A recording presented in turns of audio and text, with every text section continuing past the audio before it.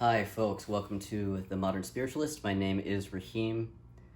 Today, we're going to do part 4 of the Elemental Manifestation series, and this week we're talking about fire, which I was honestly nervous about. I wasn't nervous about doing any of the other ones, really, and I was more or less prepared for them. I mean, there were differences in them, and I really spent a long time thinking about this one and thinking about what I was going to say and worrying about it. Like, what am I going to say about fire? And there was more pressure on me for some reason because, one of the journeys that I've done for myself within my own, like, shamanic learning path has been to discover what my elemental home is in this life, and it's different from astrology, which I'm a Capricorn, but your elemental home is separate from whatever shows up in your chart, and whatever shows up shows up. So when I did this, I went in assuming earth, and I ended up getting fire. And so while I've been spending, the past few months to a year or so really tending my relationship with fire, and realizing that my relationship with fire was greatly damaged actually by ancestral patterns in my life, and clearing those patterns out so I could connect with fire fully. And realizing that I had this lack of access to fire, which was creating this addiction to intensity in my life, because when you're not in relationship with fire, when you don't have enough fire in your field, you tend to pursue things that are fiery. You tend to pursue intensity. And so addictive patterns are really common. And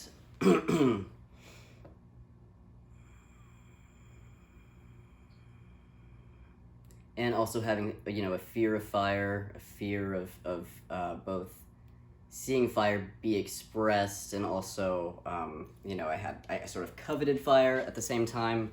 This was before all this healing work, and then I was afraid of expressing fire within myself. And fire is a yang energy, right? True yang, true full radiant expression, like the sun, for instance. Think about the sun. And so I've really been preoccupied with my relationship with fire, and thinking that I thought I knew fire, and then realizing that I didn't, and having to really reestablish that relationship. That is kind of what I'm coming from as I enter this video. And so I felt like the pressure was on me in a pretty real way, even though it didn't need to be necessarily, but it still felt like, regardless of who watches this or who accesses this or what anybody gets out of it, my relationship with fire is so meaningful to me that what I say here matters, even if nobody saw it. Because it's meant to be shared, so there's a vulnerability. And as I'm dealing with this and struggling with this and delaying my filming day, and trying to prep and not really being able to also, I just woke up today and fire was like, it's time, today's the day. And I was like, okay, well, that makes total sense. I don't get to prep, I don't get to prepare. It's fire, it's time to go. And it just wasn't on my preferred timetable, because I was going through this whole lesson about it. My lack of ability to prep, my need to just wait for the right time, and all the stuff that surfaced around my relationship with fire as well. And realizing that the need to prove myself would actually be a false display of fire. It would be false yang.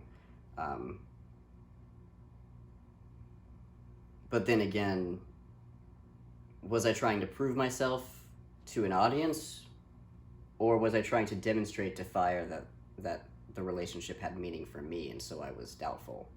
I had self-doubt that I would be good enough, right? And there's a vulnerability in that, which is true fire. So actually, the vulnerability, the true yang in that is the doubt, the self-doubt, stirring and churning with self-doubt. The false yang would be the need to prove, because that's coming from a place of ego. True yang is, I'm afraid, I need to express, I know I need to express, I'm committed to expressing, and I'm afraid.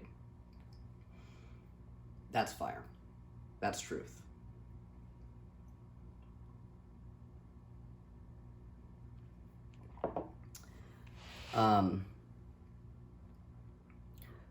So I guess, all this to say,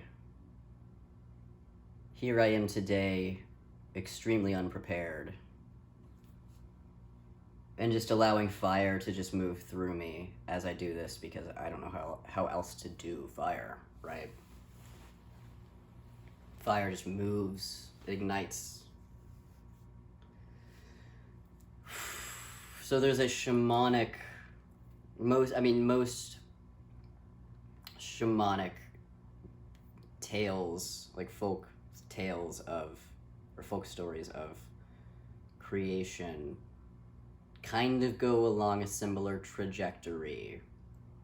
And it's basically along the lines of, in the beginning there was nothing, and this nothingness dreamt. So in other words, the nothingness is the big dreaming, just unmanifest. So in the beginning there was nothing, and this nothingness dreamt, and out of that big dreaming came basically the complementary dualism, the yin-yang, which was grandmother ice and grandfather fire. And this was basically the ignition that was made manifest. This was the first ignition of true manifestation.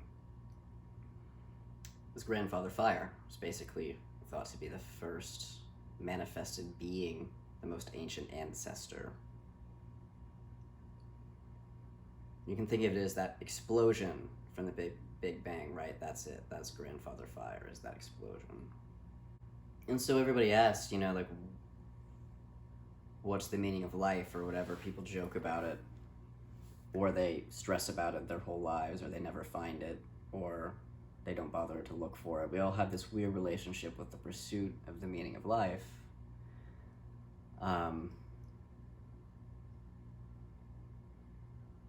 And from this perspective, the meaning of life really is that there's only one being, which is consciousness itself. You can call it God, you can call it the universe, you can call it the multiverse, call it energy, you can call it whatever you want. But there's one being, there's one consciousness, and within the story of this shamanic framework, this nothingness that was dreaming, that's what that is. That's God, that's the universe, that's that energy. That's yin, or even before yin, perhaps. Because even yin needs to be contextualized by yang, and this consciousness is really beyond contextualization. Humans can only pursue it so far. We're limited by our brains, right? By our experience, by our individualized consciousness in these lifetimes, in these bodies, in this whole sensory organic wiring, right? We can't step out of it.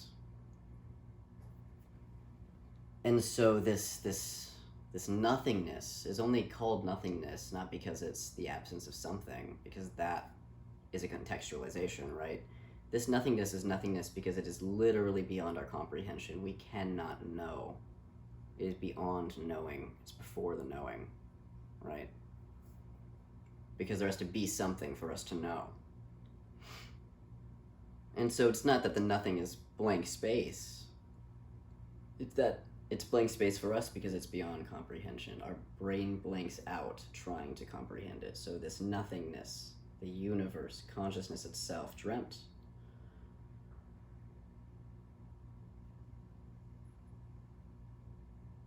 And this dreaming is infinity. It's the land of pure potential. It is pure infinity. It's the pure potential for being, right? And we are beings. We are manifest. We're physical. And so this dreaming then manifests the being. And that's what you're doing when you're manifesting.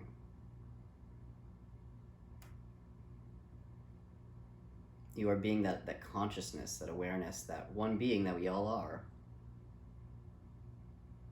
Individualized as we are, We're all part of this one consciousness that's dreaming itself into being.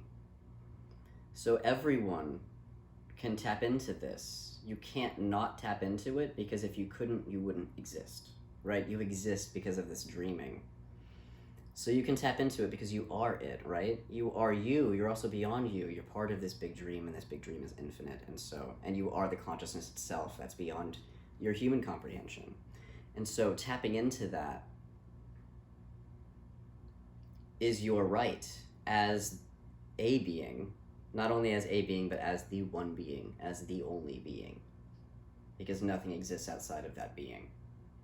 Nothing exists outside of that consciousness. So,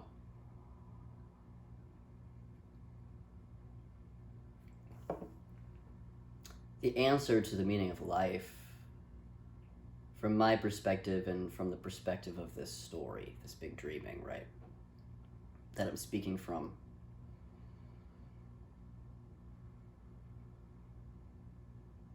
the meaning of existence is that this being, this one being that encompasses all, everything, this infinite being beyond comprehension.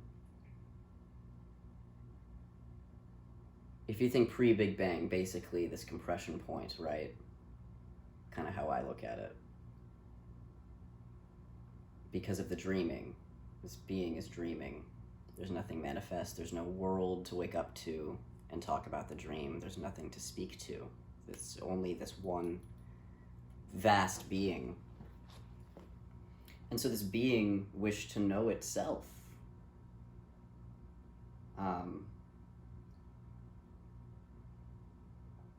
It had this deep, deep desire to know itself and its vastness and its intricacies and its capabilities and its infinities and its potentialities.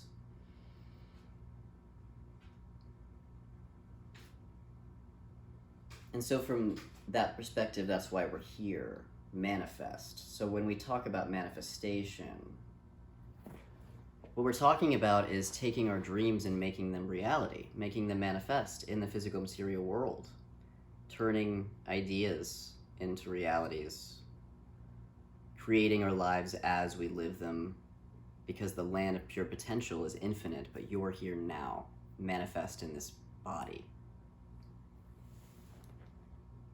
And so the only thing that you know for sure really is that you're here in this body, you're having this experience, right?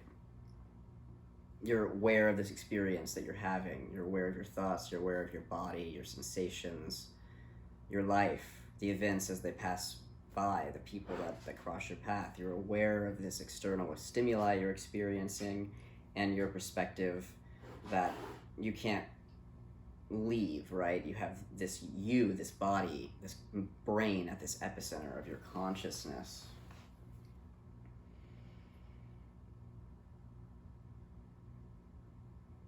And so all we can say for certain is that the meaning of life is to be. It's just to be, because you're here. And when you sit in that being, when you choose to just be present, to be in your body, to be in your mind, to give yourself permission to fully exist, to be in this space.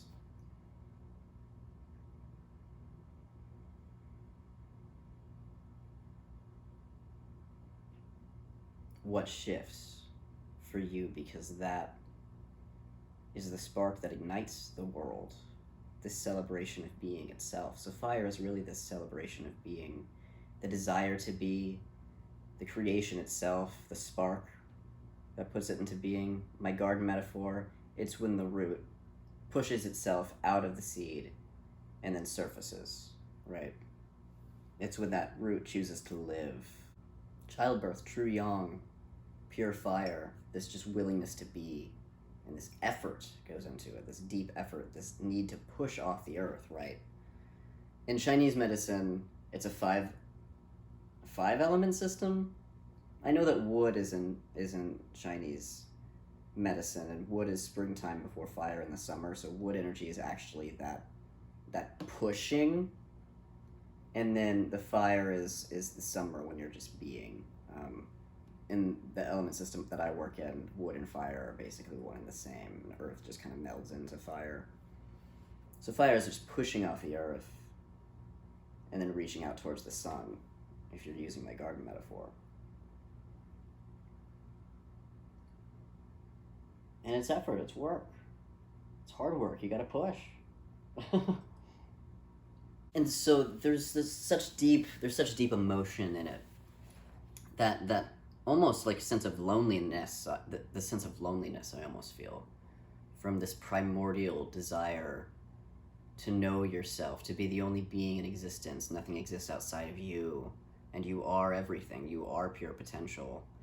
And that deep longing to share yourself, right? And so this splitting off of the pure centralized consciousness into all these individualized consciousnesses, having these experiences and challenges, and meeting new other individuals on the path that we have this distinct sense of separation from, other people, other things, other animals. And then learning about all these different qualities in context. It's the yin-yang flow that allows the physical material world to be in form. This transfer of energy, this constant back and forth motion between this dualism of this one energy, right? And so that's when we get into this mirroring aspect of the outer reflects the inner, and you're manifesting your world all the time because it starts with a dream, starts with a dreaming. And so your role as a conscious, aware manifester is to learn via practice and consistency and failure and successes along the way to bigger successes, right? Is to understand how to harness that big dreaming, to tap into that big dreaming, to understand and know your right to access that big dreaming, first of all, really. Then to tap into it consciously, with control, and to bring down from that big dreaming what you want to see manifested in the physical material world. And it's a bit of a responsibility, right? Fire can be scorching hot, fire can be destructive, but fire in balance is the life bringer. It's pure creative energy.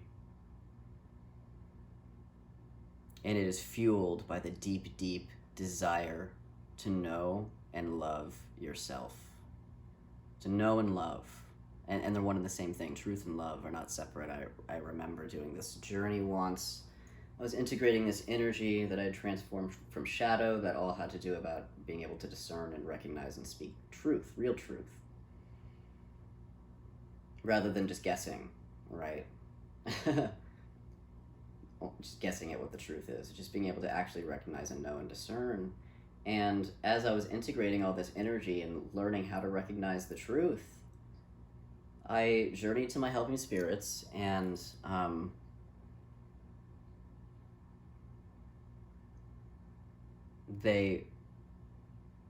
asked them how I could better discern what was true from what was false.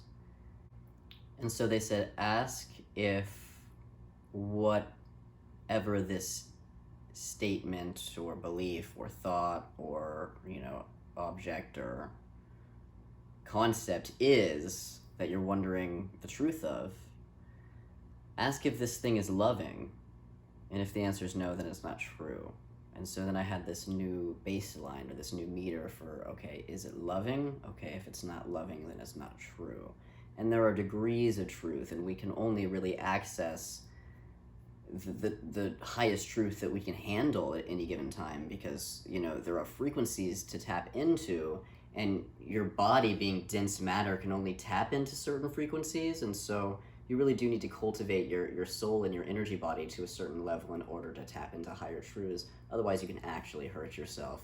So you can only really perceive truth at the highest vibration that you're capable of, and that's through a human lens as well. So as long as you understand that our relationship with truth is not absolute, and that it's always being run by this human lens, then you'll actually be in a good relationship with truth, which is that you never fully have it. You only have what you're capable of, and that's very subject to fallacy. And so we have this energy from the yin to the yang in the manifest world, from pregnancy, right, the cultivation, the in-house creation, under the earth creation, to birth, to the yang, to the fire expression, to the here I am out in the world, no longer contained, right? From the egg to the hatchling. We just continuously, energy itself continuously crosses over from the great dreaming, right? In other words, the pure infinity of potentiality, to the manifest, the land of the physical, in order to be here in form, in order to understand the full extent of what being conscious really means. And because there is so much ecstasy in life and on that path, we choose to do it. So fire is really the pursuit of ecstasy. The dream and the sheer daring that it takes to be pregnant, literally pregnant with self-doubt and with vulnerability express. To give the world something, to create a world of your own, right? I mean, life's driver purely is to sustain itself. We spend our lives surviving and procreating, surviving and reproducing, right? Life is just a game of evolution. Life itself just wants to be, and life itself just wants to make more of itself. And that's fire, this just drive, this desire to just keep going, you know? And it's so hard to put into words because it's this felt experience, this deep craving to be, to experience, to express. What is that spark that keeps you alive, right? You can't describe it. It's a feeling, and often there are things that make it easier to tap into, right? In the creation of making this video, I thought I'd lost my spark because I couldn't feel my fire, and I can always feel my fire, and so it was a little bit concerning. I was depleted. I needed more yen time, but it's not that the spark wasn't there. I was still getting up every day, right? So this experience of the spark being gone, you're here. You know, your body is still being animated by this electricity. Something in you is being driven to live. And so the deeper you can tap into that driver in you, that need to be, to experience, to love, to be conscious, the easier it's going to be to tap into your soul's purpose, the easier it's going to be to manifest.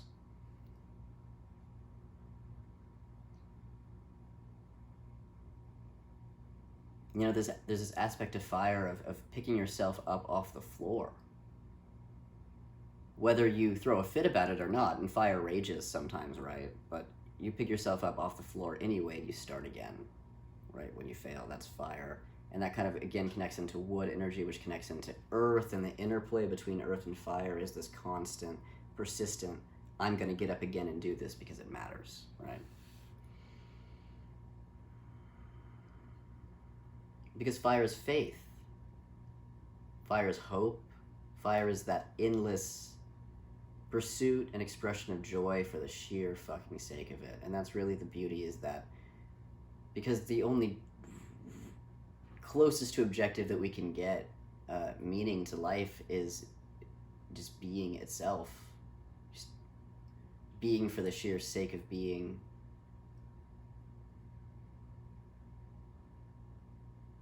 Then we can tap into the pure elegance of that, and then you can bring more ease and joy and beauty into your life, because when you give yourself permission to be, the love follows, and it's so much easier to just be in your natural state at that point. And your natural state is really just consciousness, and whatever consciousness designed for you in this lifetime, right? Which is you. Also, you made a choice. You made a choice to be here. So something in you wants to be here, right? And fire is the trust and the pursuit of that. I guess I should talk about fire shrines a little bit. Mine's a candle. Like it's a pink Himalayan salt candle holder with like a tea candle center. So I just light a candle at the fire, and that's how I talk to the fire. And I should also mention other ways to connect with fire other than shrines: exercise of any kind, creation of any kind, especially singing, outward expression, performance, use of your voice, use of your body, movement, right? I think even going to an amusement park kind of counts as kind of counsel with fire. All right, so there's a lot of things you can do. What fuels you? What gets you going? Follow that thread and you'll be able to tap into fire. And ask fire, what is the first step in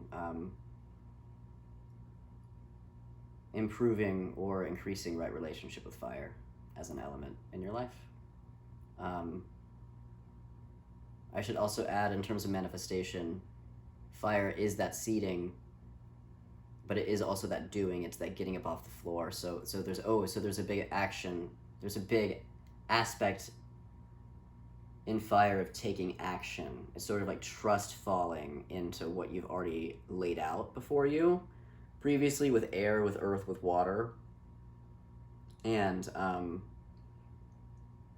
deciding the time is now and taking the leap, ready or not, because you are ready, whether you believe it or not. There's kind of this moment where fire says go, and you gotta go, right? So that's the big takeaway, is take action, big or small. It doesn't have to be a big thing. Just take some small action towards whatever your vision is, and you're well on your way to making things manifest. Okay. Like this video if you liked it, subscribe if you want to see the next video, which is ether. I'm gonna do it. I've decided I'm gonna do 5 elements. So next time we'll do ether before we move on to a different category.